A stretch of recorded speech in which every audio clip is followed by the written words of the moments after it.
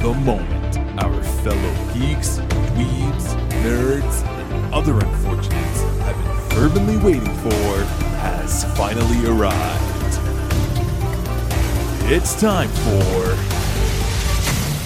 TMI, Confessionals of the Nerd Kind. And now, your hosts, Jeff Nerfherder Chandler and Jim Kaiju Baker.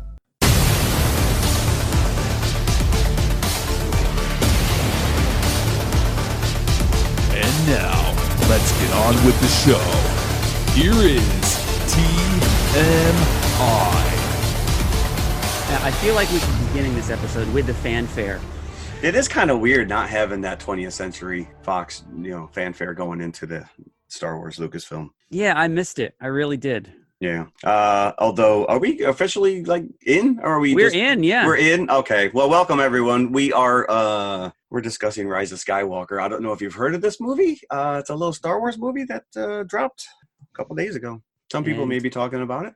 Yeah, this is very fresh for all three of us. Christina Henry is back with us. Yay! To talk Star Wars. Yeah. I can't stay away. I love it. I can't wait till you join us and it's not a Star Wars topic.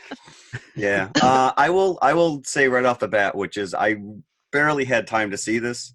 I did not do a lot of research or notes. So I'm going to apologize because you're going to get a lot of raw feels from me on this. This is a lot of emotion. Yeah, and I don't want to go too deeply into the plot because even though I've seen it twice, which I'm absolutely jealous of, there's a lot of names and characters here that I was remiss to write down because I had all the best intentions. The second viewing, I was going to bring my little reporter's notebook and take notes.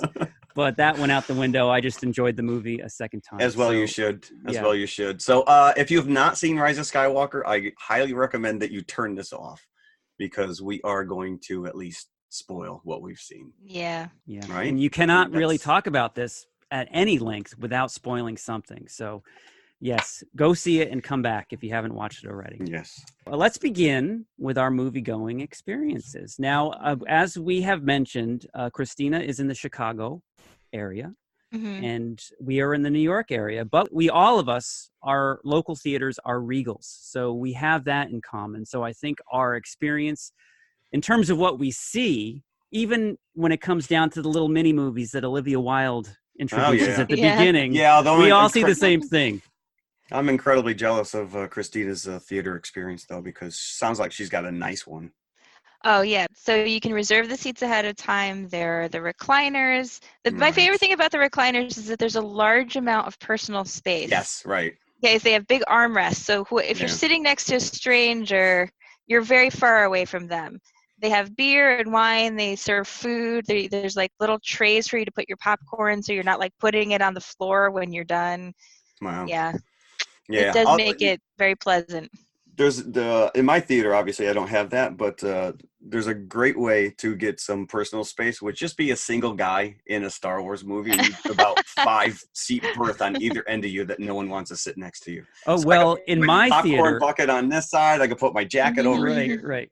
In my theater, because I went early morning for both of my showings, and the majority was single guys. So I was right at home. Are you, yeah. But even then, you're looking at each other with kind of a raised eyebrows. Do you have a concealed weapon? Should I be worried about you? You don't have a job? I also went to a 9 a.m. showing, and it was sold out. The whole theater was full. Well, you have to figure probably a lot of people are on vacation from Christmas, that week leading into it or whatever. And plus it's Star Wars. I mean, I hate to say it, but this is it. Yeah. This they've been hyping this that this is the culmination of almost 40 years. There was a little girl who looked about 6 or 7, maybe 8 at the most, with her dad, and she was dressed as Princess Leia. Oh, it's Leia. Princess Leia, yes. I was going to say because Rey really resonates with these girls. But I almost died. I was like, oh, it's so cute. Like her dad's bringing her and she's dressed as Princess Leia. Yeah. Oh man, she must have been heartbroken. Yeah. I mean, I was heartbroken. Listen, I'm gonna say this right now, which I was an emotional wreck from the opening scroll. I just, like I said, I've been so busy and not really focused on the fact that I'm sitting down to watch a Star Wars movie. And I've gone on record numerous times that Star Wars, as a kid, the original, really connected with me on an emotional level. And it hit me hard. It really did. There was a point, I knew, I was like, as soon as I see Carrie Fisher, I'm going to cry. Yeah. I was like, I know as soon as I see her, I'm going to cry. Because for you guys, she was, your princess in the metal bikini. No. But for me, as a girl growing up, she was the princess who saved herself. Yeah. She's she the wasn't badass. a damsel in distress. Yeah. She was the badass who killed Jabba the Hutt. She's like, you put me in a metal bikini, I will strangle you with your own chain. That happened to me once as well. I had to kill somebody for putting me in a metal bikini. Yeah. I may be among the minority, but I never had a crush on Princess Leia, even after the metal bikini. I didn't know I was supposed to obsess over that until I saw the Friends episode. And so, because I was just so underwhelmed with Jedi that I just thought that was a cheap shot to have her in that bikini. It wasn't tittillating at all for me. Well, Jabba was a pig. My manhood may have gone down several notches after I think that revelation. You were more obsessed with the Sarlacc vagina. Yeah, that was more of a that was more of a come on to me, the Sarlacc than anything else. You've got me pegged, Jeff. Well, that goes back to our Return of the Jedi episode. So. Yes, it does. Yes. So, okay, wait. Let's get back to our theater experience now. Christina had already set the scene in her. Yes, I apologize. In her theater, but I just wanted to get this straight. Now, you've got the reclining seats, which take up a lot of space. Yeah. Now, do you also have stadium seating behind this, or is it all just on the floor? No, it's just recliner. So there's less seats in the theater. Now, was this your showing? Was it the earliest of the day, or was there showings before this one? No, that was the first one of the day, the 9 a.m. Because I knew I wasn't going to make it to the Thursday opening. And I just had to avoid all of my friends from Thursday night to Friday morning because they had all gotten to see it on Thursday night. Did you stay off your phone, not look at any social media whatsoever? Yeah, that was it. I was just like Twitter lockdown because everybody was. Didn't even want. I don't even want to know if somebody likes it or not. Yes, no, exactly. Yeah. I had a buddy, guy down the street was texting me. He was like the first showing at like 10 o'clock. And then he was texting me messages during the movie he was like, what's the relationship between Kylo Ren and Princess Leia again? And I'm like, dude, obviously you have no reference. How could you not know that? Well, I mean, it was just kind of like, all right, so his opinion went right out the window because I didn't care one way or the other if he loved it or hated it. Yeah. I wasn't going to listen to it. You are probably the one person that I most want to text after seeing these movies and to not be able to not even let you know how I feel about it is torture. Yeah, because that's part of the fun of the show, which is we don't know how each other reacts to these movies, and we'll send text messages. Just sitting down to watch the movie, but that'll be it. Sit through the credits. Just make sure you sit through the credits, and that's like that's it. Yeah, like we don't say anything more. I'm not walking out. I immediately had to call my son after I saw this, and then I called my wife, and I sat in the car and I bawled for 10 minutes. Yeah, I texted Jim right after and said, "I have many feelings." And that was it. Yeah, not good, not bad. And I'm just like, yes, agreed. Yeah, no, this in the like robotic voice. I agree. You're like IG-11 now. Yeah. Let's hope we don't forget you in the car. First of all, if this is John Williams' last score for a Star Wars movie ever, he went out with a friggin' bang. Because this movie, from note one, he's hitting every theme that we've heard in all the 8 prior movies. But it was strong. It was just so overwhelming. And of course, I got to bring in the titles because, it opens as every Star Wars movie does with the crawl. But as we mentioned, without the 20th Century Century Fox fanfare this time. But my experience was, again, just like Christina, the earliest show that I could get to on Friday. It was a 9 o'clock show. This theater was packed to the rim. Now we have stadium seats, so there's a lot of seats in this theater. And I couldn't even begin to tell you how many people were in there, but it seemed like it was sold out. It was 90% teenagers. It looked like they were on a class trip. There were some teachers there with them, chaperones. That's pretty like what class is going to take you to go see a Star Wars movie? It was movie? Insane. And as I sat down, the the chatter noise was so loud you couldn't hear the movie stuff that was going on the screen. I'm like, oh, this is going to happen all the way through this movie. This is terrible. And so I was considering, okay, the next one starts at 9:30. I'm just going to sneak in the theater for the next showing. I'm not going to sit here and listen to this. As soon as the movie started, it got quiet. Nice. And then the Star Wars blast, and there was a rapturous applause all through this theater. And it was a very emotional to hear this, you know, when an audience is that invested, because I can only compare it. And my wife brought this correlation in when we saw it the next day, because I saw it twice, to Bohemian Rhapsody, when everybody in our theater was cheering as if they were there at the Live Aid concert. And it did bring a whole new element to watching this movie, as if in comparison to it being deadly silent. When the audience is that much into it, it brings you along that much more. Yeah. And the next day, it was a completely sedate crowd that made no noise throughout the entire movie. So it was an experience. But the funny thing was, I was more emotional in the second viewing than I was. Is that because you're with your wife? Yes, because I'm sitting there with my son and my wife, and I'm like thinking about what their reactions are. Well, not only that, but your son is now watching a movie at the age that you were when you were first watching Star Wars. Yes. And of course, so you can't help but kind of make that correlation. And I've made jokes before where he's not into the same stuff that I am. But when he is sitting there watching either a Marvel movie or, in this case, Star Wars, he watches it. It's not like he's looking at everything else. Right. So he is into it. So he was laughing at the jokes. So it was fun to see it through his eyes as well. Yeah. He wasn't asking questions, though, was he? No. Like my buddy sent me text messages during the movie. Yeah, he just accepts it for what it is if he doesn't know what's going on. Yeah. I think I enjoyed it more the second time because I wasn't trying to catch everything, because there is a lot that they just barrage you with. It is a lot, and I think that is one of the detractors that people are throwing out there, that they tried too hard to shove stuff in there. And I haven't gone on record. I haven't looked up any review, but I have heard that it's fan service. But yeah, I'm a fan. Thank you. Exactly. Yeah. Why is that a bad thing? Why Correct. is fan service a bad thing? Yeah. So I mentioned this to Jim before, Jeff, but before you jumped on. But I didn't look at reviews, but I did see something go by where they had ranked all the movies according to their Rotten Tomatoes critic score, not the audience score, the critic score. Okay. And Rise of Skywalker is second from the bottom at 57%. And Phantom Menace is the only film below it. And I'm like, how can anyone think this movie is worse than Attack of the Clones? Right. Yeah, I agree with you. I absolutely, positively loved every minute of this movie.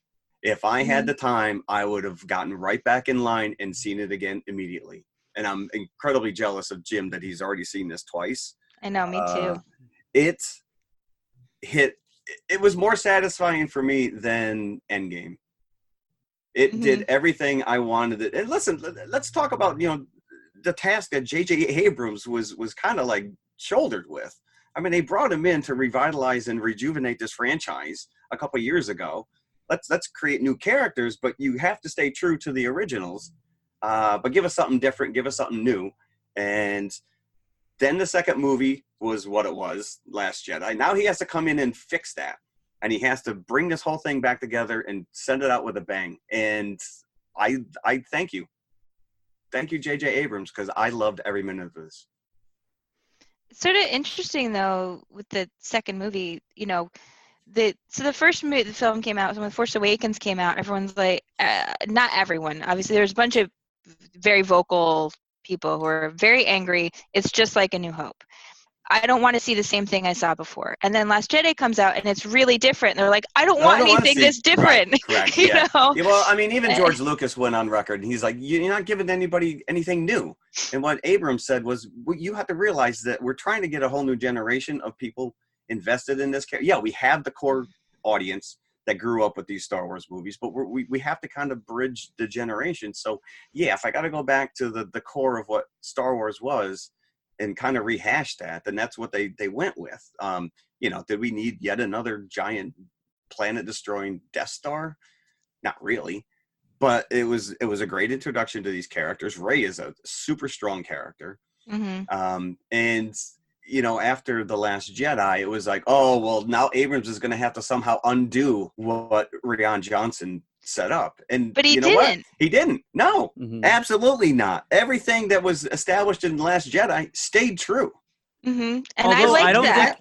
I don't think you needed necessarily to know, aside from Snoke being killed by Kylo Ren in Last Jedi, I don't think the events of The Last Jedi tied in very strongly to this movie. No, then the fact that Luke Skywalker was dead. Well, this is true. And Of course, they have to carry that, but there was not a lot of callback to The Last Jedi. Now, I will say this, that Johnson, he was all about subverting expectation. Right. Every note that you expected him to go to in The Last Jedi, he did the opposite. Yeah. So I will commend him for that, because you did not know what was going to come next in the Last Jedi. And it's not a bad movie. I enjoyed it. It's not my favorite of the Star Wars movies. And it was disappointing because, again, we've talked about this before, which was, you're now getting, our heroes at the end of their life cycle. You don't get to see Luke Skywalker in the height of his Jedi Academy days, which is what you want to see. They just made these movies way too late. And we get a little flashback in this movie of Luke and Leia training with the lightsabers, and it was so straight up for me. It was like right out of Splinter of the Mind's Eye, the novel that Alan Dean Foster wrote, and it was such a nice little like Easter egg, I guess. It was just a cool little scene, and there's CG faces, from 30 years ago, scenes like that just really tickled me to no end. Do you know what's interesting though about the biggest thing that people didn't like that I heard, because I like The Last Jedi. But the people who didn't like The Last Jedi didn't like it because Luke's character had run away, right? He had run away to this island. Well, it wasn't Rian Johnson who did that. JJ did that. Yeah. That was in the first movie. He was already there. I think that's the first line in the opening scroll. Luke Skywalker is missing. Yeah, and it's like he's not missing. He ran away, Yeah. It's not what you would think the character would have. It's just but it's interesting how that sort of gets laid on Rian Johnson when that was already established from the first film. So he's sort of working with something he was already given. But one of the things I loved about The Last Jedi, now we're moving into Rise of the Skywalker, was the relationship between Kylo Ren and Rey and their connection. Yes. And that was really strongly established in Last Jedi. And JJ pulled that into this film in a great way. That's where you really see it tie into the last film, because there's the foundation for that is built in The Last Jedi. Yeah. And it's that relationship is so important. It's the heart and soul of this entire trilogy. Mm-hmm. I mean, not just Rey as a strong character, but her relationship to Kylo Ren and this evolution of him as a character in, Ben Solo. People were just, I guess, disappointed that, Snoke just turned out to be yet some throwaway character that. But he was. I could care less about Snoke. I agree with you. I agree. Absolutely agree. It was just, just I just assumed he was always a Palpatine clone to begin with. Like, you never got any backstory. He was dispatched a little too easily, and you're just kind of like, well, what about Snoke? I don't care about Snoke. Now, I will say that this movie was the first time I truly, as a moviegoer, cared about these new characters. I enjoyed Force Awakens. I enjoyed Last Jedi, but I wasn't invested like I was Luke, Han, and Leia as a kid. No, I'm like, they're pleasant characters, but, I'm not. And I think they all got a very satisfying story arc. Yeah. And they all evolved. But from the get-go, from this movie, like from the first time you see Rey, and then the first time you see Finn and Poe and Chewie on the Falcon, I'm in there with them in a way that I never was for this movie opens, balls to the wall. You open right up with Kylo Ren just dispatching 100 guys or whatever in an epic battle. It was pretty impressive. I'm not even going to get into like cinematography or any of that stuff. Just straight up storytelling. Now, Kylo Ren, or Kylo Ben, maybe we can call him after this movie. Yeah, Ben Ren. He was always, I used to nickname him Anger Boy from chapter 7 and 8, like a little emo, because he was a very, angry child kind of. But he was never, because of that, he was never as big of a threat as Darth Vader felt like. Or the Emperor and he shouldn't be. This is a character. This is a character you've never kind of really seen in Star Wars. You're either one end of the spectrum or the other. You're a good guy or you're a bad guy. Yeah. And he was on the fence. He was waffling worse than Bill Clinton, right? Right. He's very conflicted. And I think that that's an interesting thing. I mean, I thought that he's a great character, and his connection with Rey just got stronger in this movie. I mean, it really was. And obviously, it's revealed in the opening scroll that Palpatine's alive and he's sending out secret messages. And what do you mean he's still alive? But we all knew that. And the that is one of the big is spoilers we knew going into this. Rather than be overjoyed, Kylo Ren sees it as a threat because he's so insecure. You would think that he'd be right. He'd be like, dude, that's my jam right there, the Emperor. Right. I want in, dude. No, he didn't. He wanted to get rid of him. I will say Dominic Monaghan has a character in this, and I kind of forgot about it, but he got a big chuckle when he showed up. And that was like, he just appeared. It wasn't even like the audience was right, not correct. ready to I mean, we've seen, him. there's other little cameos in there, Greg Grunberg, but he's been established in the other movies as well. Although it looked like he ate an X-Wing. He gained some serious weight there, dude. But let's begin. Yeah, let's start with Exegol. Now, these planets, a lot of these names sounds like that you're walking through the cold and fever aisle at Rite Aid, especially Exegol, yeah. Exegol can cause this cramping. it's kind of like the Forbidden Zone in Planet of the Apes. This is a part of space where nobody knows what's up, what's down, and the Emperor has chosen this area, this remote area of space, to hide out on this planet Exegol. And so here, very much, and I thought that they really borrowed heavily from Voldemort and the Harry Potter series, because the Emperor, just like Voldemort, is, you think he's dead, but he's not. His Death Eaters, his Sith Lords, have kind of hooked him up to this machine, and he's like drawing from the Force, and he's gaining back strength a little bit at a time. And this is where Kylo Ren finds him. And I don't know how old Ian McDiarmid is or how much longer he could play the Emperor. Like, no time has gone by at all between seeing him in Return of the Jedi and now. But it's a very creepy scene, and I was actually a bit nervous that for my son, especially during these opening scenes with him. But, as you said, it's right up front. Kylo Ren walks by Snokes that are actually being made in these clone containers. And that character was dismissed in one sentence. Yeah, like, I made Snoke. Snoke. Please, we got bigger things going on than so Snoke. pretty much by that's extension, to me, it's like a little backhanded slap at the the critics who were like, what about Snoke? So the Emperor has trained Kylo Ren, basically, because he's done it. Yeah. Every voice you ever heard, he said, came from me. Yeah. That made me really sad. That this kid has had the Emperor whispering in his ear for how many years? I mean, he already did it to Anakin. So, this guy's not a good guy. He's not a good guy. But I mean, at least with Anakin was looking in his eye. This true. This is some like voice from space. Right. He thinks he's talking to his grandfather's mask, and meanwhile it's this other guy going, he has no clue. Ren, take off your shirt. So Ren does not meet this news with a glorious revelation. Again, he is plotting almost immediately how he can kill the Emperor. Well, like you said, he's very insecure, this punk. But what he does know is that he wants to rule with Rey, that he is not letting Rey go.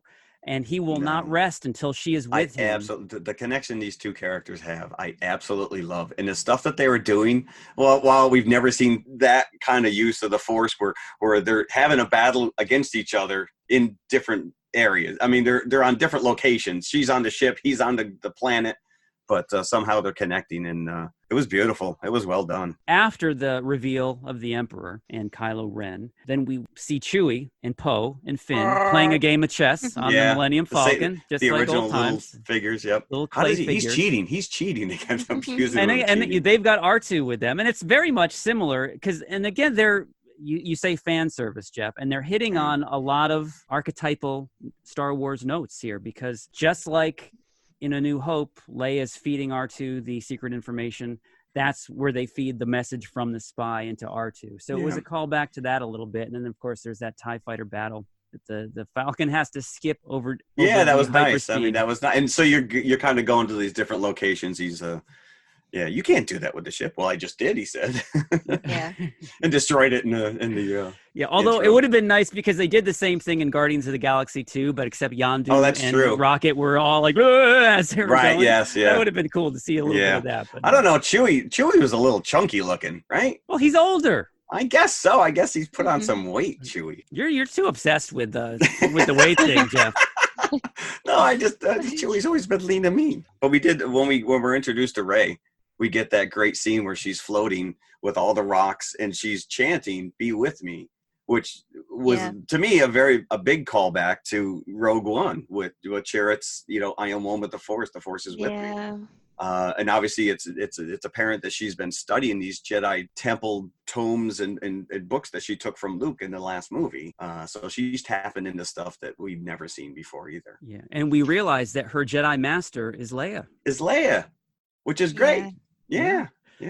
And this gives you an idea of just how far, because in The Last Jedi, of course, you did see her defy Mary death. Poppins. Yeah.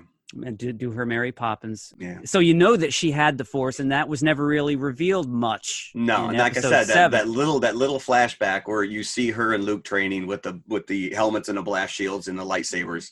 So you see that she did right. She did kind of step up into that role a little bit. She knows the Force, but she gave it up because she had a foreshadowing that her son would be taken by the dark side. Right. But let's talk about that, because Carrie Fisher died before this movie was finished.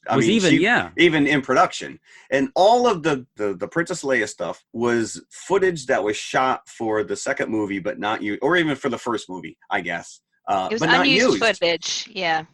But they had to cut and paste it, because she's interacting with characters that weren't in the first movie or the second movie for that matter. So there was a lot of cutting and pasting that's going on, but it's absolutely seamless. It is, and when you see it a second time, and I was paying attention to her dialogue, because I did read, just as you said, that they used unused footage and made it work. Right. So the lines that she read for chapters for 7 and 8 are used here, but they retroconned it, so it would make sense in the story. Because I kept waiting. All right, when am I going to see the CG? There's one scene where you see her being consoled, and it's just someone has their arm around her as she's walking away, and you're like, all right, that's obviously probably a stunt double or some body double or whatever. But otherwise, it's Carrie Fisher's performance. And it was flawless. Yeah. I'm not 100% sure, but I think I think there was a stand-in throughout. Okay. And that because the body looks a little frailer than Carrie actually was.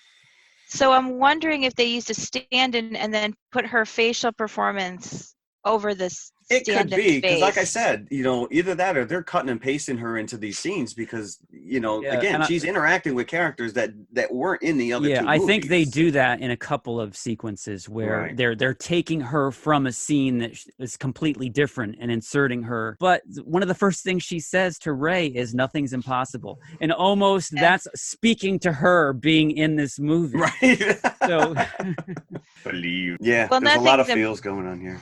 Yeah. Nothing's impossible. Obviously, I thought was a callback to Luke, saying that's impossible. One of the things one of the things I've liked about Rey is that Rey never resists the Force.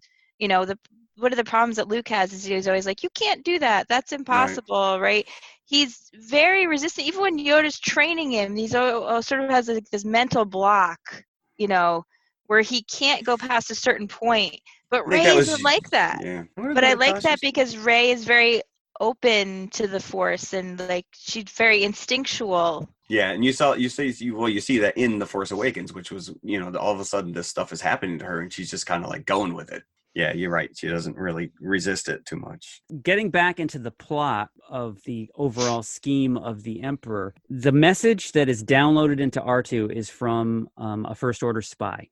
And they've given the Republic, the rebels, right, yeah, some intel. Now, what was actually in the message that they downloaded to R2? I've seen this thing twice, and I can't remember what was actually in the message.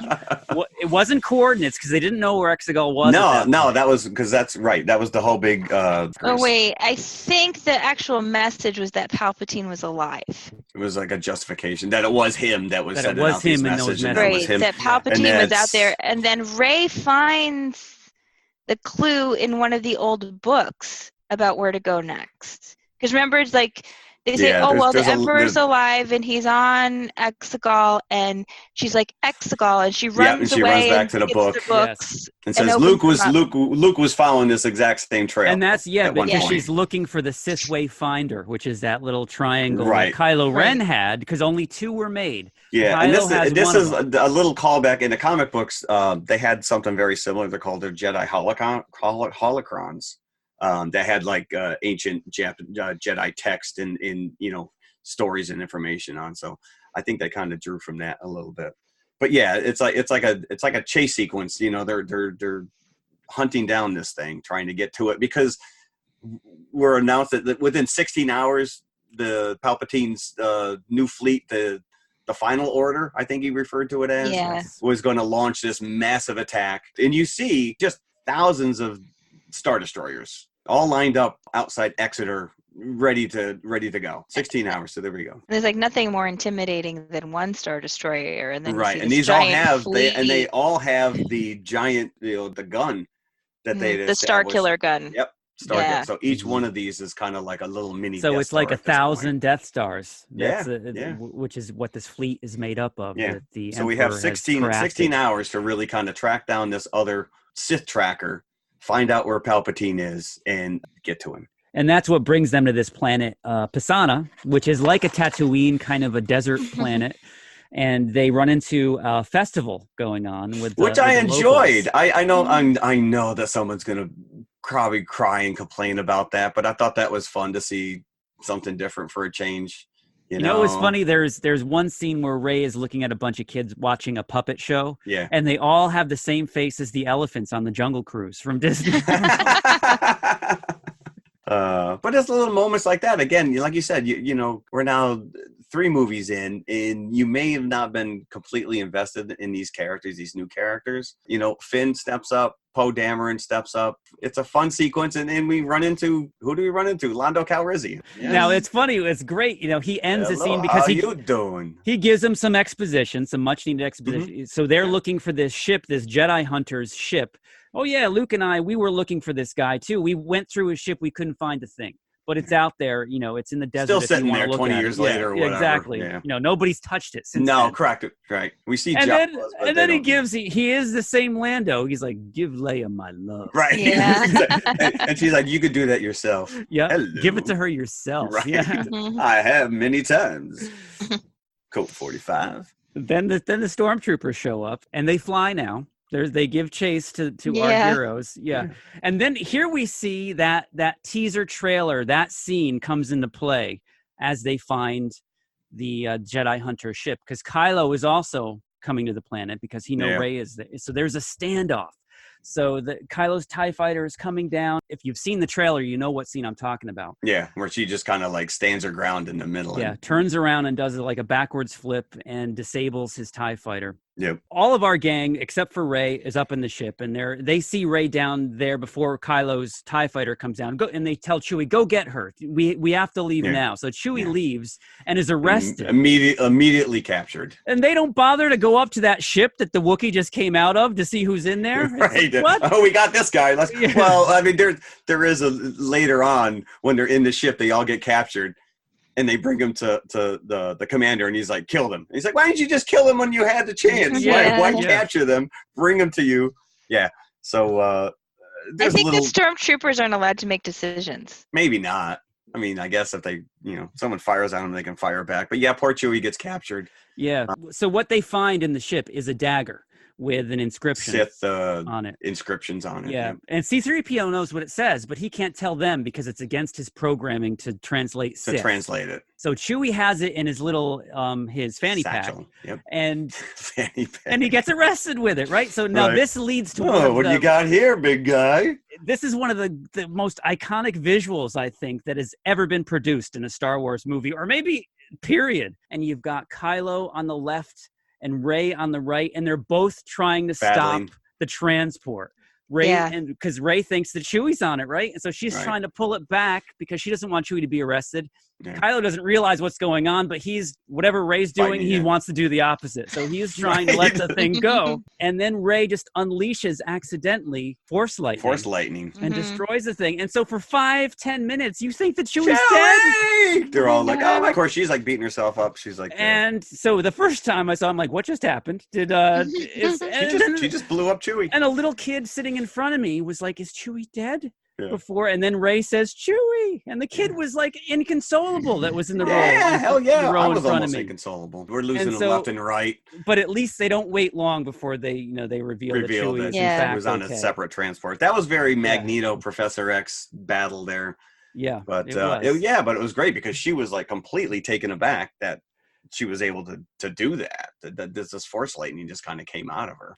And so was Kylo. He was like, whoa. It was So, but it also, but that right there cemented my prediction that I made way back in The Force Awakens about who Rey really is. Wait a sec. Are you saying that you predicted that she was a Palpatine all the way back to The Force Awakens? I did. Yes, I did. And that's why I went back into our episode to verify that I had actually committed that to recording. So you actually said that. I probably just dismissed it out of hand. Like, forget that. But here's my rationale for it, which was if you watch when Rey in The Force Awakens first gets a lightsaber, her fighting style against Kylo Ren is identical to Palpatine's fighting style in Revenge of the Sith. She's got the hand up, she's got she has the exact same fighting style. Now that was a very tenuous connection at the time, but I threw it out there, and I'm probably not the only one who threw it out there, but yeah, I was right. Well, I think I only saw Revenge of the Sith one time, so I don't know if I ever would have picked up on that. Yeah. Because I'm sure I probably saw something on YouTube that, someone else is out there was like, yeah, this is exactly what's gonna. So, because I would have been very unhappy if she was a Skywalker. I think a lot of people would have been. But that was, right from the beginning. Oh, it's Luke's daughter. It's Luke's sister. It's Luke's. It's like, why does every Force-sensitive person in the world have to be a Skywalker? So I thought that was nice. I really liked that. And apparently, Luke and Leia both knew it and just didn't tell her. Right. It was interesting how it was revealed later when Kylo Ren said, well, I told you this thing about your parents, but I didn't lie. And it was totally like Ben in Return of the Jedi. Obi-Wan, just like from a certain point of view. No, your parents really were nobody, but you're not a nobody. Right. And plus the fact that they brought Palpatine back in made, to me, just kind of like, this is where we're going to go with it. And I was happy with it. I'm not complaining in any way, shape, or form. I would not have said that at all, that I would have predicted that before the movie, but at the scene in the opening part of the movie when Palpatine looks at Kylo Ren and says, she's not who you think she is. Right. And he looks so freaking smug. I was like, she's related to him. Who would mate with this guy? She's not who you think she is. Yeah, who's his wife? Unless he just conjured, because as we know, yes, in the comics, it's because of the Emperor that Anakin exists. It was not, a virgin birth, that he had something to do with the midi-chlorians, right? And Anakin's mother. So could it have been the same situation with his son? And, what's the story with him? Was he Force sensitive? He had to have been. He's a Palpatine. But clearly resistant. Yeah, clearly resistant to his father. So that could be a whole new movie in itself. Maybe that's your standalone, right? Another one of these things. Palpatine Jr. Yeah. So so after we realize that Chewie is alive, our heroes have to travel to the planet Kijimi. Is that Kijimi? So is this where they filmed Hocus Pocus? Is one of the amok. So because they have to get the coordinates out of C-3PO's head, because they have to reboot him in order which to is do going to so. wipe out of his memory. There's a big scene where C-3PO says, and you see it in the trailer. I'm looking at my friends for the last time. Which is very touching. You know what? R2 is very underused in this movie, but I'm glad to see C-3PO getting some. But I wasn't really touched by it, because they did drop Finn says, well, doesn't R2 back up your memory? I'm like, they cannot let C-3PO forget. Yeah, it would have been nice. Either or. I mean, as long as he's not dismantled in pieces at the end of this thing, I would have been content if he had no memory of everything. Although he has been R2 and 3PO are the constant in all 9 of these movies. and he is really the narrative to a certain degree. You know, especially in Return of the Jedi, where he's reiterating the story, you know, to the Ewoks. But yeah, you had to figure at some point R2 backed him up. Such a great line, though, when they find out that C-3PO can't tell them, and Poe says, wait, so the one time we want you to talk, you can't? You can't. Yeah. Right. Now that is thankfully the run through also, along with the droids, is that everybody has always been annoyed by C-3PO. Right, yeah. He's universally despised. Yes. Right, because he keeps saying, nobody said my name, but I'm fine. Yep. Yeah. I noticed you didn't ask about me, but yes, no. Or when they get to that festival and he goes, "Oh, this is renowned for its sweets," and everybody turns to look at him, like, and really? he turns around and see what they're looking. Yes, yeah, yeah. He had a couple really great moments. Mm-hmm. Nice little comic timing in some of this stuff. But this is also when they get sucked into the sand pits or whatever, and this is where we get the connection between the Mandalorian. Yeah, the healing power. Yeah, the healing power. Yeah, that Rey has this ability. And I can only assume that she somehow learned this from the texts, because if this is just a given Jedi ability, then Obi-Wan definitely could have saved Qui-Gon. That's why I think that this is just like a Force-specific thing where different Jedi have different abilities. Right. Or some may know about things that others don't. So, and I've read a lot of sniping online. Well, why couldn't Obi-Wan save Qui-Gon then? Why couldn't somebody do that? Because he was still a Padawan. But no, I just think that they didn't know how to do it. That's right. You know, the Force is knowledge of 100% of the Force. She's got the text. She's got the books. Yeah. You know? Or also, it goes back to what I was saying, where she's really open to the Force in a way that we haven't seen, before, and that maybe it comes to her because she's just so much more receptive to, the idea of what the Force can do. She doesn't have any limiters on her saying, I can't do this or I can't do that. Yeah. She's more like, why can't I do that? Right. And she's a Palpatine. Right, so that is definitely helping rather than hurting. We then get the character of Zori Bliss, played surprisingly by Kerry Russell, who I know who you never see without her helmet off. So it's like a Mandalorian deal where she will not take her helmet off. And Poe Dameron, he's like, "Can I get a kiss?" And she's like, "Yeah, no." But she doesn't like Poe, but she really likes Poe at the same time. I was going to say they had a little bit of a... So they are on this planet again to kind of reboot C-3PO so he can show them the way to Exegol, so they can get the coordinates out of him. So Zori Bliss is there on this planet, and she has a bad history, or a good history, whatever way you want to look at it, with Poe. So initially she's going to kill him, but then she decides to help him. And she even gives him a captain's medallion, I think she calls it. Yeah. Which is like, it's kind of like coordinates to get you past any blockade. Yeah, it's like a credit. It's like kind of a badge. So she's going to use it to get off this planet because she sees the writing on the wall that the First Order is going to take over 100% pretty soon. So she wants to escape, but she gives it to Poe to help with the resistance. And so they use this to get onto the Star Destroyer that has Chewie and to get the dagger back. So that's how they get into Hangar Bay 12 on the Star Destroyer. And these hangars are always just so pathetically guarded by stormtroopers. Right, yeah, no one's going to walk through that giant open door. All the stormtroopers in this Star Destroyer, and they hear that there's a battle going on in hangar number 12 with the Supreme Leader present, and this is the same thing in the Death Star, like in the New Hope when Darth Vader's fighting Ben Kenobi. There's like 10 stormtroopers present. They're all in the commissary. Fried chicken day. When they get into the Star Destroyer, Kylo Ren and the First Order are on Kijimi looking for them. And here's where we get into one of the great scenes between Rey and Kylo. Yeah, this was awesome. Mm-hmm. But he doesn't know where she is. He can talk to her, but while he's talking to her, he's on Kijimi and she's there. While she's talking to him, she's in his quarters. Right. And he's there, but they can't see where the other one is. But somehow they can interact with certain physical objects in each other's space. Yeah, because at one point he steals the necklace that the little girl had given her on the planet, and that's how he knew where she was, because he had it analyzed. Right, and I thought that was really interesting that they can't see where they are, but somehow they can still interact with certain items. Like he knocks something over on the planet and it spills in his quarters. Yeah. And that's how he finds out where she is, because they end up shattering the podium that holds Vader's molted helmet, and it falls at his feet. And he immediately is like, she's on the ship. She's in my quarters. Locked down. That's when he calls the guys. He's like, lock it down. So now they're all on the run. But that's also his quarters is where the dagger was. Yes. So she has that back now.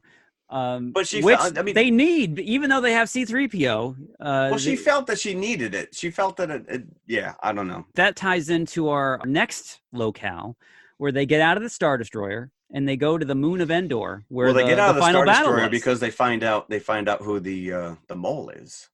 Yes, our General Hux. Hux, which is a little bit of a stretch because he's been such a dickhead. I'm the spy, right? And Poe is like, get out of here. Yeah. He's like, dude. And then he's executed by Richard E. Grant, who normally would just slap you with his white glove in any other movie, but he's pretty ruthless in this one here. So Richard E. Grant is now the second in command because he realized, because Kylo Ren is so on his own mission here that I think the Emperor, even from the beginning, realizes that Kylo is not where he wants to be. No, he's a wild card. They go to this moon of Endor. It's one of the moons in the Endor system, right? That's how they described it. Yeah. So, but we're not seeing Ewoks just yet. So the Millennium Falcon has a crash landing worthy of any Star Trek movie. And how many times have you seen the Enterprise crash land? Yeah. So they crash land down on this moon, and it's where the Death Star crashed down, which we see in the trailers. So this has got to be a pretty big moon in order to take that Death Star crash without destroying itself. And it's a great locale because it's this really, really intense, wavy surf that the Death Star ruins are like placed in. And there's some refugees there that are living on this planet that are all ex-stormtroopers, just like Finn. And they're going to help them get to the Death Star ruins the next day when the tides are down. Yeah. But no, Rey's not having that. Yeah, Rey steals one of their sailboats or skiffers or whatever she calls it, and makes her way out to the ruins. But this is where the Sith sword dagger comes into play. Yeah, this is why she needed it, because there's a little secret compartment that she pulls out, and it's almost like a protractor where she's looking through it. Yeah, but think about this: if they had landed even like 20 miles off to the right, that wouldn't have worked. Like, you have to be what if they landed on the other side of the Death Star? Maybe the Force made them land right there. Right. There you go. Yeah. I'll buy that. That's a catch-all in this universe. Yeah, the Force. Right. It's the Force. The Force. Well, I just felt like this was the perfect place. Yeah. Because she just pulls that compass out, and she kind of like lays it on the horizon. She's like, oh, there it is. It's right there. So and somehow magically makes her way there, and she finds it. I mean, the Force is magic in this universe. So whatever Lucas tried to do with midichlorians to try to give it a scientific explanation, it's always behaved like magic, in the universe. So I think you could, anything that you can't explain logically, you could just sort of plausibly wave off as a force thing. Yeah. Now, the whole reason that they're there, we haven't lost sight of this, is that she's still looking for the Sith Wayfinder so they can get the coordinates to Exegol. C-3PO, he has brought them to this. He didn't have the coordinates to Exegol. He just had the coordinates that were on the knife, which brought them to this place where the Death Star thing was. She needed that Sith Wayfinder to get herself to Exegol, and this is where it is. It's in the Death Star ruins, in the Emperor's chambers, which was nice, because that's a pretty big ship to find that. Yeah. His office. Oh, here it is. It's in his filing cabinet. There. Now let's talk about this. She makes it there, and there's a scene that calls strongly back to the scene on Dagobah, where Luke faces down Darth Vader and realizes. Yeah, and this is the little scene we see in the trailer as well, which is her all in black with the double-bladed lightsaber. Now, let me just say that Daisy Ridley has amazing teeth, and I was preoccupied. She's got some big choppers going on. I was preoccupied looking at these teeth, and they come into play in this scene when she snarls, and she's got the sharp teeth.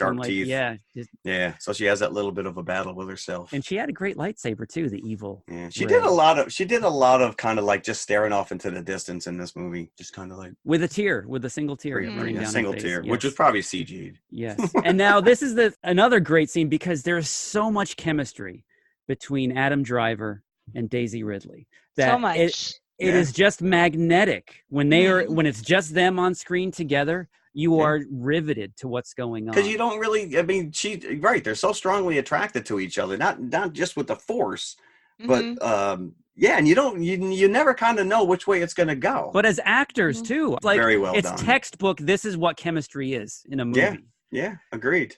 And they have this epic battle. But the scene where Kylo grabs the Sith Wayfinder from her, where she drops it, and he grabs it, and she's just saying, "Give it." Right. Give it now. And he's just like, he's teasing her with it. He's like, you want this? You want this? Right. And but he's like, listen, I'll take you to Palpatine, but come with me. Don't, come with me.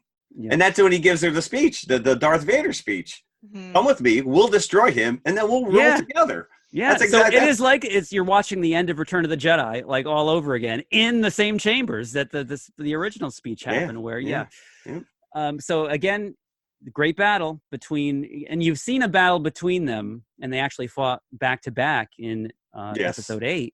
Yeah. But there's always been some kind of a Rey and Kylo battle, and this one takes the cake because it's outside. The waves are crashing. Yep. It's very dramatic, and jumping through waves.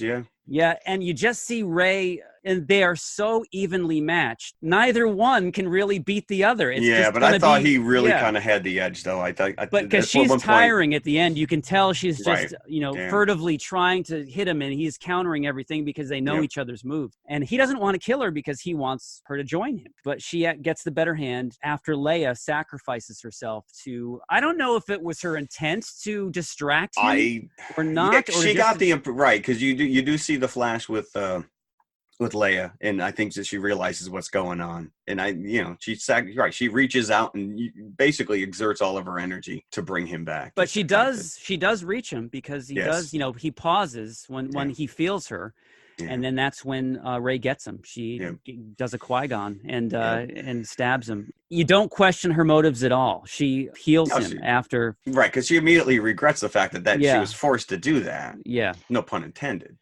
But I think she also feels Leia. Yeah, probably. Yeah, because they did have a connection, even going back to The Force Awakens. And I think that in that moment, she realized she was killing Leia's son. So I don't think it was just about her own feelings at that moment. Right, because she does say to him, they're having a they're having a confrontation before, and he says, I reached my hand out to you, and she's like, I was going to take it, but I was going to take Ben's hand. Mm-hmm. Not Kylo Ren. And this is where you see the conflict in this kid, come full circle. And then she stabs him, but then you're right, she heals him. And his TIE fighter and takes off. And she doesn't realize that the freaking Sith finder is inside. It's in there with her. Yeah. But this is the big moment where when he's standing there and he realizes not only did she just defeat him, but then saved him. And you just hear, "Hey, kid." Yeah. And I lost it, and we get a Han Solo. We get friggin' Han Solo. Now, this is the type of spoiler that would completely ruin this moment, and maybe the movie for you. If you knew that this was coming. I got goosebumps. I got goosebumps because it's just such a beautiful moment between a father and a son. And we know he's not there. He even says, "You're not real." You know. And this is almost a note-for-note replay of the scene in Episode 7. Where Kylo looks down at his lightsaber and you're like, don't do it again. Please don't do it again. Well, that's what he says. He says, But then he says, Dad, and he stops and he goes, I know. So that's a whole callback to the I love you thing in Empire. And it's just it was a nice moment. Yeah, and then you see Han talking about Leia with with the knowledge that Carrie is gone, and you see the tears in his eyes. Mm-hmm. So all these different emotions come over you watching this with all this knowledge, and it's a very powerful scene, especially and a culminating with him throwing the lightsaber. Yes, correct. So he has now completely abandoned the Kylo Ren persona. He is, for all intents and purposes, Ben Solo. He says, "Come home, kid, come home," and he says, "Like I can't come home." And I think he even reiterates what Leia said, which is nothing's impossible or something to that extent. Mm-hmm. But. Yeah, beautiful. And that brings us towards the end of the movie, the end game, if you will. We say that a lot here, but I know. It's a multiple endings, just like Return of the King. Rey is so upset with herself she's killed Kylo and then brought him back, but she wants to give it all up too. She realizes that she's a Palpatine. She's now embraced the fact that this is who and what she was. And she's had this vision on the Death Star, and she wants to go hide herself away, so that doesn't come to pass. So where does she go? Where the best place you can go to hide yourself away. Apparently. This is where all good Jedis go to hide. Yep, and where the Porgs Ireland as well. So she burns his ship, and she's ready to just set up shop with some Porgs and pull a Luke. And as soon as you see a Porg, you know that you're going to get Mark Hamill not long after. I had an issue with his hair. I don't know what was going on with this.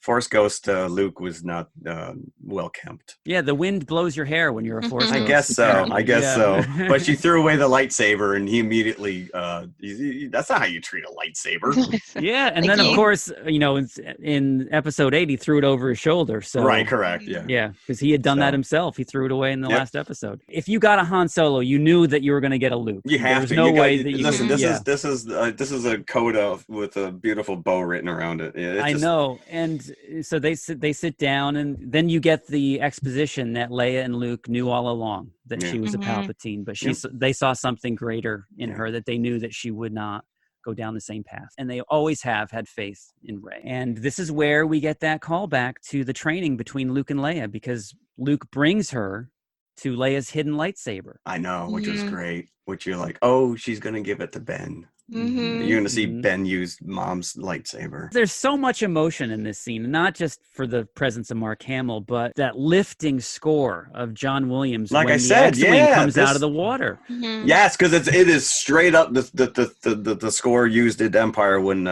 Yoda pulls that out of the Dagobah swamp. So it's very emotional when you're watching it, but a friend of mine, I cannot take credit for this joke. My friend Django Wexler is another writer, said this on Twitter. He said the real heroes of Star Wars are actually the ships. Apparently you can sink them in the ocean for 30 years. Right. You can leave them in the desert, you know, but no matter what, they'll just press a few buttons, boom, that's true. Off they go again. Yeah. No fuel required. No. Yeah. Apparently no saltwater damage. That is fine. Right. Yeah. Maybe it was freshwater. I was going to say, how do we know it was salt water? It might have been Mandalorian tea for all we know. Yeah, who knows?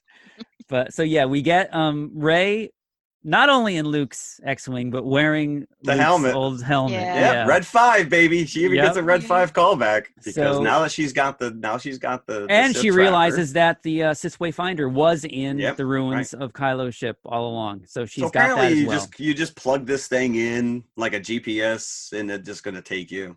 Yeah, it's like a Sith GPS. It possesses your vehicle if you leave it plugged in too long. No. Make a left at the nearest Death Star. So then we get into Rey signaling back to her friends where Exegol We're getting a call from Luke Skywalker. Yeah. What? Mm-hmm. Yeah. Now we haven't mentioned Dio yet. The little. Oh yeah, I don't know. And that J.J. Abrams did the voice of Dio. We talk a lot about how these movies, they're kids' movies. We were kids when we saw these things, so there has to be a concession to the little kids out there. Yeah, but you got that in BB-8. You got that in BB-8, but you need something new. You want something. New and toy. He is a nice little cute. He looks like the little lamp from Pixar. Yeah, it's better than a Gungan. Let me tell you that. Misa gonna die. But can we talk about when the Falcon finally gets back to the base, and we got to talk to the general.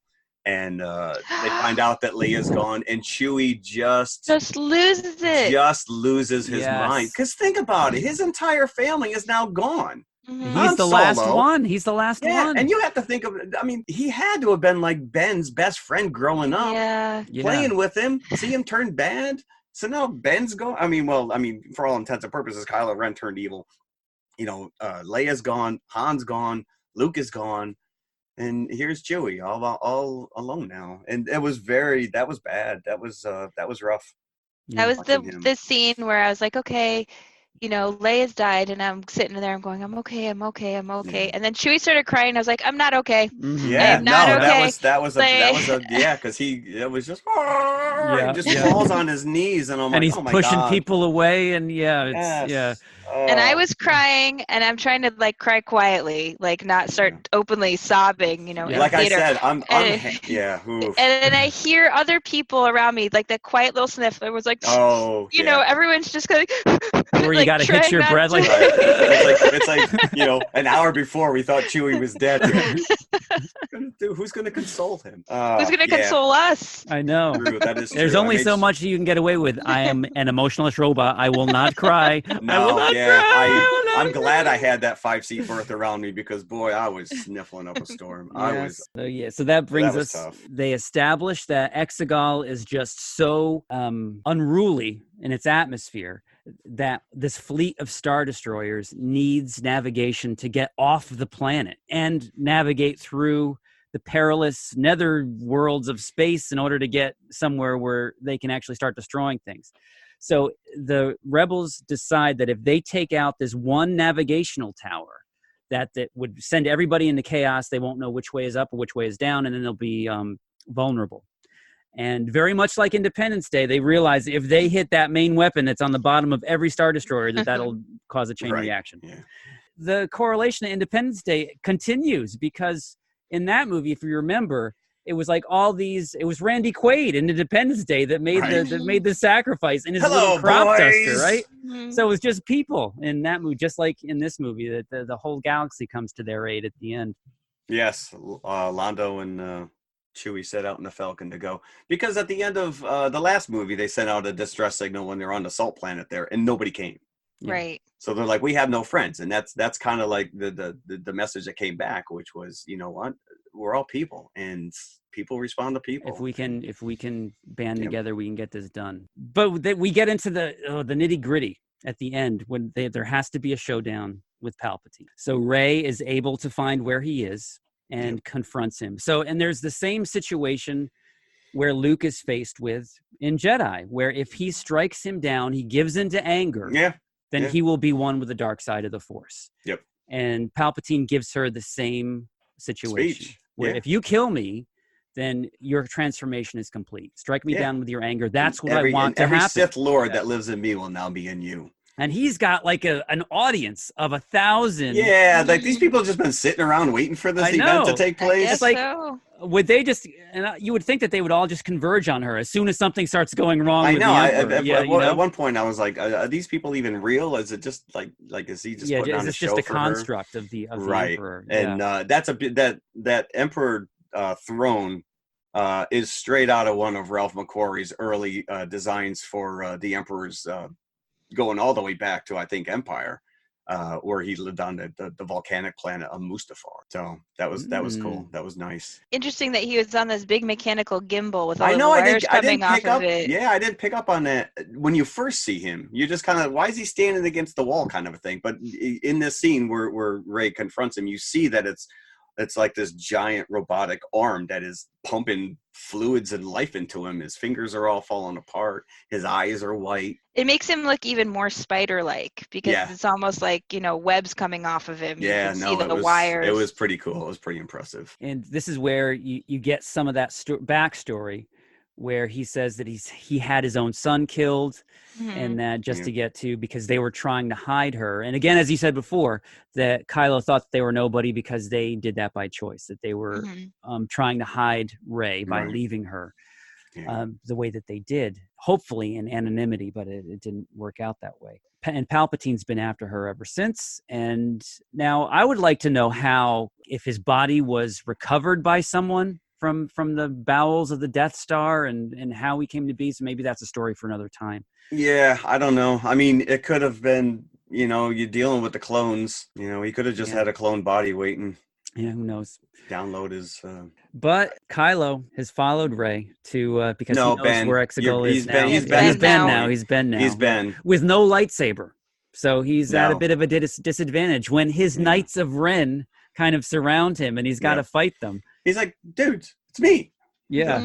No, sorry. Yeah. And then it's a great scene when Rey has her lightsaber behind Yep. her, Yep. and suddenly it appears in his hands. And my And that's son could not stop talking about that scene. He Yeah, was like, but that's that was the coolest thing. It was, because right, this connection that they have and the ability Mhm. to kind of feel each, and she knew he was coming. She felt him coming, Mhm. and she knew Yeah. that he was beaten up. She's now faced with striking down Palpatine. And let me tell you, that Mhm. scene got a huge cheer in the teenage audience that I was hell in. yeah. It was like they were almost on their feet when that happened. Yes, But, yeah. yes, because it's a callback to that nice fight that they had in The Last Jedi with, in Snoke's throne room. Yeah. And it's just because you now see him that he's redeemed. Yeah. And Adam Driver just kind of nods his head a little bit once he's it's like, yeah, guess what's coming, boys. Guess what? Mhm. Look what I got. No, that was beautiful. Yeah. And I think because they do have this connection, I think she felt him coming. Yes. So I almost got the impression in the scene that she was just playing for time. She was never going to give in. Correct. Yeah, I agree with that. Yep. She wasn't like Luke, who was actually like angry, Right. in that Well, scene. and so to me, it's like, all right, Ben has to take Palpatine out. There's no way that she can possibly strike him down without this all coming to fruition. Yeah, they face him together, and boy, he just sucks the life out of them. Mm-hmm. He immediately is like, "Oh, they're tasty! Oh, the two of you together. I've never had anything." And he's all of a sudden his color's coming back. So his now eyes are coming back. his plan goes out the window that he had originally he's for like, Rey. He's like, now I dude. can do this. Yeah. It's like being starved for 1,000 years, and all of a sudden someone puts a steak in front of you. It's like, I'm back. So now I think, because I've also seen a lot of chatter about this. Well, why, when he dies finally at the end, then why doesn't Rey get taken over by the dark side? Because it's a different circumstance at this point. She's actually only reversing his power back to him. Yeah. She's not killing him, she actively repelled it, killing yeah. him. Correct, right. Yeah. Yeah.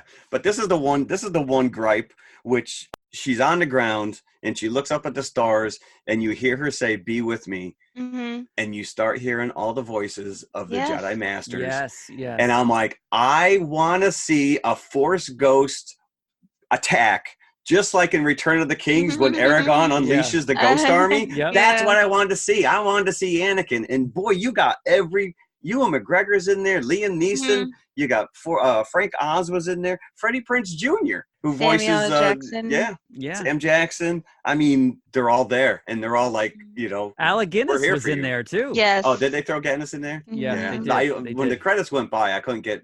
I was just trying to jot down names, but and that was just the greatest moment that she. But earlier there was another scene right in the beginning when the Emperor's saying, "Every voice you've heard in your head has been mine," and you heard Darth Vader. So you hear the Sith's voices in the beginning. Yeah. And I think, I don't know if you guys watch or read the anime or manga My Hero Academia. No. Oh, okay. So the idea that in the comic there's a power called One for All, and the hero of the story receives this power, which is sort of passed down, right? And it's one person who's taking the power of everyone who's come before him to be a hero.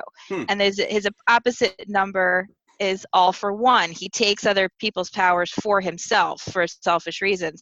And I couldn't help thinking of that in this scene. I was like, did somebody read My Hero Academia? Right. Because it's sort of like that's what Palpatine is doing. He's taking all the powers for himself, right? To use selfishly, and all of the Jedi come to help Rey because, she's the hero who's doing it for everyone. Yeah. And that I thought that was interesting. Yeah. I mean, but maybe you wouldn't catch that if you didn't Nope. like My Hero Academia. Like random interlude. Please move on. Let's talk about the horses on the ship. I guess there was plenty of oxygen on the outside of these ships that they could just run on around. Exegol. Yeah, there's atmosphere there. But I liked it. He's like, shut down their speeders. Sir, they're not on speeders, and they're all on these horses. And I'm just like, all right. That was sort of interesting too, because throughout the movie they really showed that like Finn is force attuned. Yeah. Yes. And he really, kind of stepped in, and she's like, how'd you know? And he's like, I just and he likes to brag about it too, a little bit too much. Well, I think. wouldn't you? Yeah. I mean, of all these special guys who are Skywalkers who have Force abilities, and all of a sudden he's like, dude, I can feel. So there's a lot of shipping going on in this in this universe, right? Yeah. So let's get into the kiss, because this ties in Finn a little bit too. Yeah. So now, of course. Now, this is why. Now, I had mentioned to both of you that the first showing that I went to with all these kids in it made me realize how much these characters mean to the younger generation, maybe almost as much as the original characters meant to us. Because when Kylo and Rey have that brief kiss after after Kylo sacrifices himself to save Rey because she's dead, brings her back, she looks at him, and they kiss. The audience just went crazy. Yeah. And then 2 seconds later, they started screaming when he died. Nice, it was like it was just like the rug was pulled out from under them. Didn't see that coming, huh, kids? But it just made me realize how much they love these characters, that they've been shipping this to happen since episode 7, something that never really occurred to me. But, it made it crystal clear when I saw this with this audience. And then it also makes you think, well, what was Finn going to tell her before they went into the quicksand? Obviously that he loves her. Yeah. Or he was going to brag, hey, I got the Force too. Come on. I don't think so. Guess what I'm feeling? I love that scene when they kiss. Adam Driver spent 3 movies, looking so somber, and his face is just transformed when he smiles. And that's where you really feel, again, the chemistry between them. It feels so genuine. And then Yep. And that's it. Off he goes. Ben becomes a Force ghost, disappears, and as does Leia. So I guess you have the he'll always be with her and the Force thing. It's not quite the same, is it? Yeah. Would he show up as a Force ghost? I would assume so. Yeah. Because he disappeared like Yoda and Ben Kenobi. Like his body disappears. Right. Yeah. And, Anakin showed up at the end of Jedi. I guess the argument was that by the time he died as an old man, he was Vader, whereas Anakin was the younger one before he turned over. So Anakin was who was saved. Fast forward into the celebration because the fleet is successful because all the people of the galaxy have banded together to come help them take out all these Star Destroyers. And we get a Wedge cameo. Yes, we do. We did. We got Wedge. Did that make you sob too, Jeff, when you saw Wedge? I probably screamed out loud. Wedge! So then we get, kind of similar to the end of, or the retro ending to Jedi. We see some celebrations going on other planets. And one of them is Endor. And you see Wicket and his little Ewok friend. Yep. And that is, not only is that Warwick Davis, but that's his son playing the other Ewok. Oh my God, that's awesome. Oh, that's fantastic. That is cool. Yes. Now, did you get the impression that this other girl that was introduced, and you kind of thought that she was going to hook up with Finn, Janna, the one on the horse? Yeah. But she has this little scene with Lando at the end. And did you think she was his kid? That's what my son said. I thought he was hitting on her. No, I thought. I said, oh, Lando, still got it. No, I thought maybe she was his kid because she doesn't know who her parents are. And Lando, I'm sure, has more than one child somewhere in the universe. I am sure, yes. He's a player. Now, but that could be, because I read somewhere where, are we talking, is this a new Disney Plus series maybe? Lando and these infected stormtroopers. Janna. But you did see, not only did you see Endor, but you saw Cloud City at the end. Yes, you got Bespin, She wondered, is Lobot like the head of Cloud City? I know, you wanted to see Lobot, right? You got Lando, you got a Lobot. But I did love the fact that Chewie finally got his medal. Yes. And didn't that make you sad? Because at first I thought it was Han Solo's. They just gave it. They're like, listen, because I'm like, is she giving him Han's medal or is that his own medal? So no, where was they going to get it? Where were they going to get a brand new medal that looked just like the medals they got 40 years ago? It was Han's I thought it was medal. Han's medal. Yeah, because Leia had it, and of course she would have it. Yeah, she had it in her hand when she passed. But Maz was also the one in Episode 7 to give Luke's lightsaber. Yeah. So you don't know how she gets all this stuff. Like, I don't know. I was nice to see her again, though, that character. Yeah.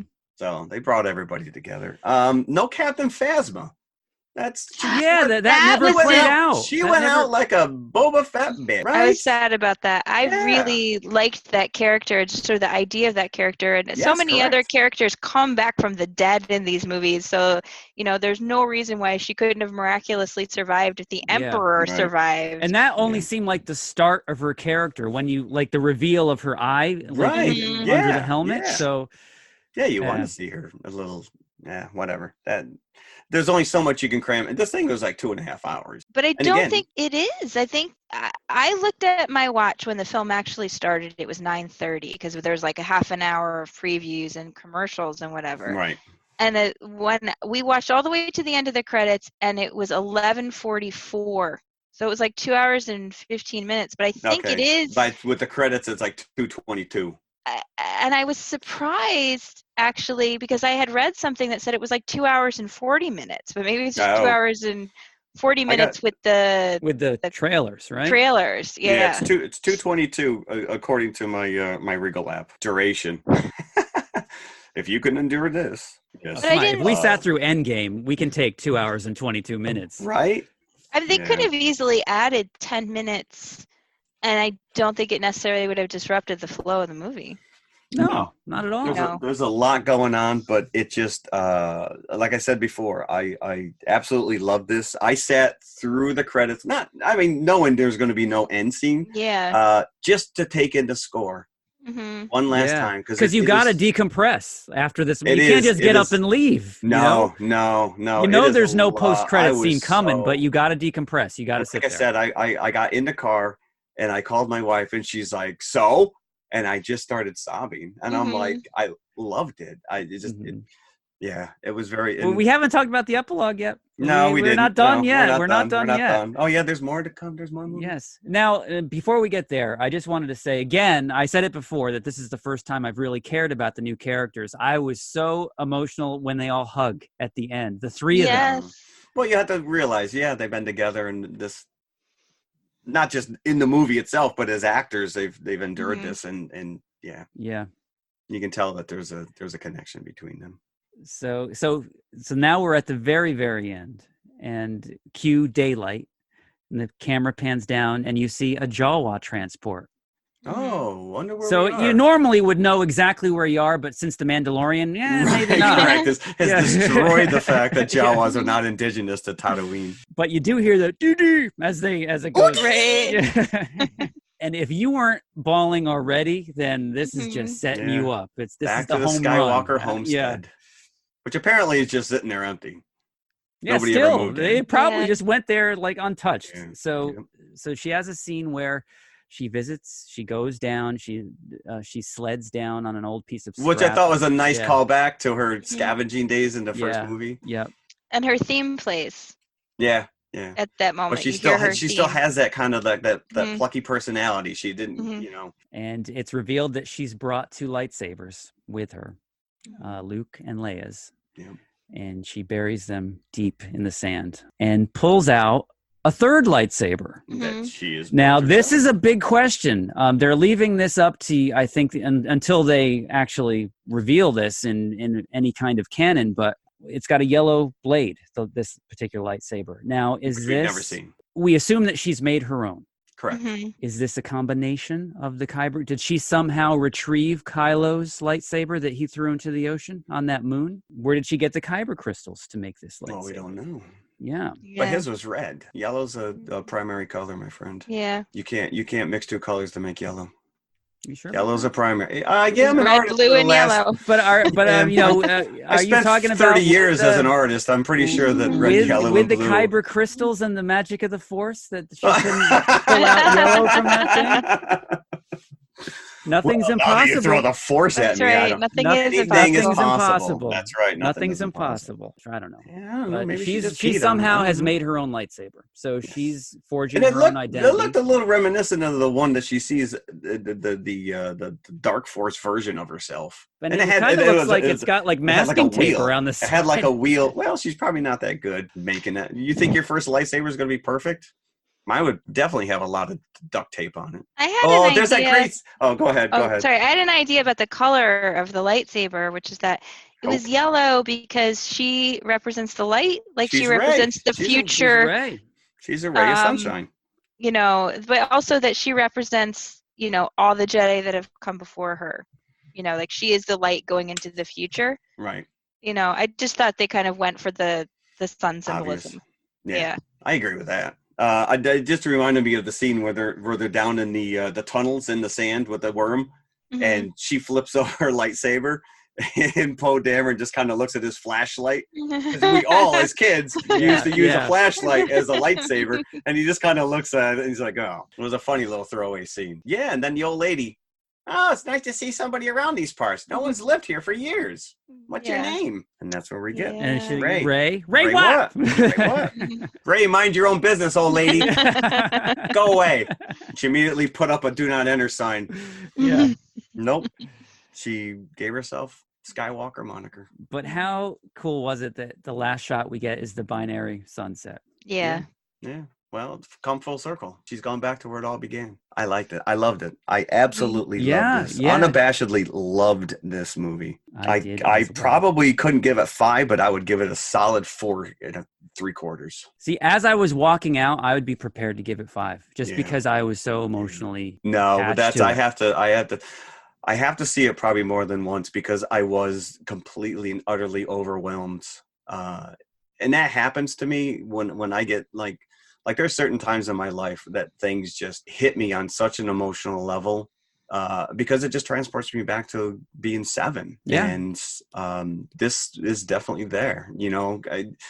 For someone to cry and whine that this is fan service, that's what all these movies are. Yeah. You know, it's JJ. I mean, the entire. I mean, you know, say what you will about Kathleen Kennedy and Lucasfilm and all this other crap, and this movie did exactly what it needed to do. And I think too that the first, you know, people tend to think of the first 2 movies as something that stand by themselves, but when all 3 films are out, you know, on video, and you can watch the whole thing in an arc, I think the first 2 movies are going to hold up more than people think they do now. I think this makes those movies, especially The Last Jedi, a better movie. Yeah. So, right, because it's the middle entry, and you know, one of the things that people seem to forget is when Return of the Jedi came out, a lot of people were disappointed in that film. Yeah, absolutely, especially after coming off Empire. Right. Yeah. So it's not like the public perception has always been that the first 3 movies were brilliant. No, but that was all we had for how long? You know, I mean, you know, the dark times there in the 90s when we had no Star Wars, we had nothing. Except those 3 movies and the holiday special. Yeah, the holiday special. And the books, the Timothy Zahn comics, books. yeah. Well, that's what reignited. The Timothy Zahn books is what really but I mean, Marvel Comics, listen, they kept that torch going for quite a while, and that was. So how old were you when you saw A New Hope or Star Wars? I was 7 at the time. I was 7. Jim, did you see it in the theater? I saw it at the drive-in. I was 6 when I saw it at the drive-in. So the only thing I remember from that initial showing was the Sand Raider because it scared the living out of me. But and then it only really hit me on subsequent viewings when I was 7 or 8, like what it meant. Yeah, so this is actually the first movie I remember seeing at all. I was 3. Wow. 3, huh? And this is one of the few or very early memories that I have. So my parents took me to the drive-in. My younger sister was a baby. And they had a red Pontiac. And my father took me outside of the car because my younger sister was crying in the car and he wanted to hear the movie. So he put me on the roof of the car and he wrapped a little blanket around my leg. You're like Pebbles on top of Dino. Yes, and he gave me a can of Hawaiian Punch. See, and we watched stuff that sticks with us. Yeah, and we watched the movie, and he had his hand on my back the whole time, so I wouldn't fall off because I was 3. See, he's a responsible parent, unlike the Mandalorian. Just let your baby Yoda fall over. You know, the first movie I ever saw. And now, was it the Hyde Park drive-in? Because it was, I remember it was the Hyde Park. It must have been, because if it was in this area, that's the drive-in it was playing at. The Overlook is the other one, but I remember I actually interviewed the guy that owns the Hyde Park drive-in years later for a school project, and he bragged about having the only he had the exclusive Hudson Valley rights to Star Wars for about a month. How do you do that? I don't know how he did it, off? but he did it. And so that's where I saw it, was at that drive-in. So that must, I might have been at the same drive-in with you. But, maybe you were, yeah. She was the little kid in front of you that you couldn't see the movie. Yeah. I was hiding behind Sitting her on the head so I roof. didn't have to watch the Tusken Raiders. The Tusken Raiders. Yeah. Nice. Wow. So I'm prepared to give this, now that we've talked through it, because I can envision myself watching this over and over, happily, over and over and over again. And that, to me, is the hallmark of a 5-bucket movie. So I'm going to give it... I'm not going to argue with that. Christina, you've never given buckets, since we don't really do that on the Mandalorian episodes. Right. But what would you do? Yeah, I mean, I think as a conclusion, it's very satisfying. And like I said, I think it's going to, now that the whole arc is completed, I think that you're going to see that this new trilogy really holds up, favorably in the canon. So yeah, I would give it 5 for sure. Because I want to go see it again. To me, that's the sign right there that it's a 5. If you want to go back and watch it again, I mean, this morning my husband was like, "Let's go out and see if we can see the movie again." Like, we don't have time this morning to do podcasts. Yeah. Well, you got to talk about it. You can't watch it again. But to me, that's the sign of a 5 movie, that you want to see it again and you want to talk about it, and you're going to be thinking about it and analyzing it. Going over things over and over again. For the next month, you'll be thinking about this movie. I think we laid this out there last week, that this is probably something we would be talking about for a long time after this episode. So that's it. Yeah. I'm kind of at a loss for words now. I think I was at the end. I actually made it through this entire podcast without crying. I was on the verge a couple of times. I know. She started talking about Han Solo again. I was like, I'm done. I'm not going to make it. No, it's an emotional roller coaster. If you're invested in this franchise for as long as we have been, even if you're not invested in the new trilogy, even if you're only in it for those first 3 movies, you will still come out of this reeling. I promise. Yeah, and those the detractors that whoever's given this a 58 or 57 Rotten Tomatoes, I don't know. I feel sorry for you. That you're that bitter about whatever. they have no joy in this life whatsoever. Right. Like I said, when I saw that ranking, I was like, that is crazy.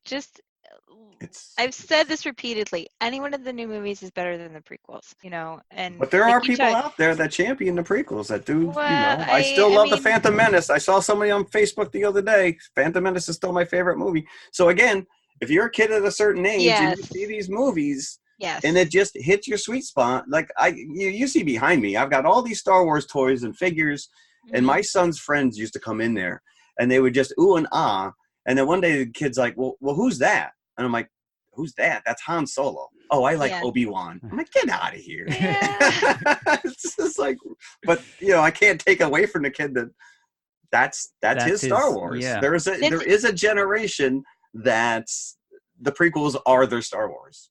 It's interesting that you say that, because a friend of ours, their daughter grew up when the prequels were coming out, and our friend was quite concerned when they were going into the last film of the prequels, because he knew that Anakin was not going to, he was going to end up as Darth Vader, and he was really worried about his daughter's reaction to the last film, that she would be so devastated that this character she's invested in as a hero, for 2 films would become Darth Vader.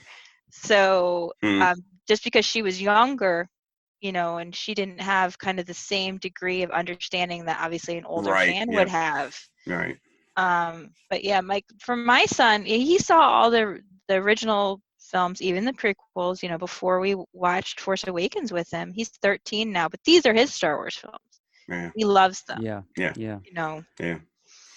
And it just struck me when you're talking about episode 3, when Anakin kills the younglings and you see him ignite his lightsaber. Yeah. And it made me think of Rey, how she used the lightsaber whenever she turned it on except the part when they were in the tunnels, like as an extension of her arm. You actually see her extend her Right. arm, Yeah. turn it like angrily so. Mhm. So, and that I think is a callback to her being, she does have anger in her. So, and she and it just, that reminded me of that scene in episode 3, when you see Anakin ignite the lightsaber, and the one kid that was in the shot, like, he just kind of like stumbles back a little bit. He's like, dude, he's not here to help us.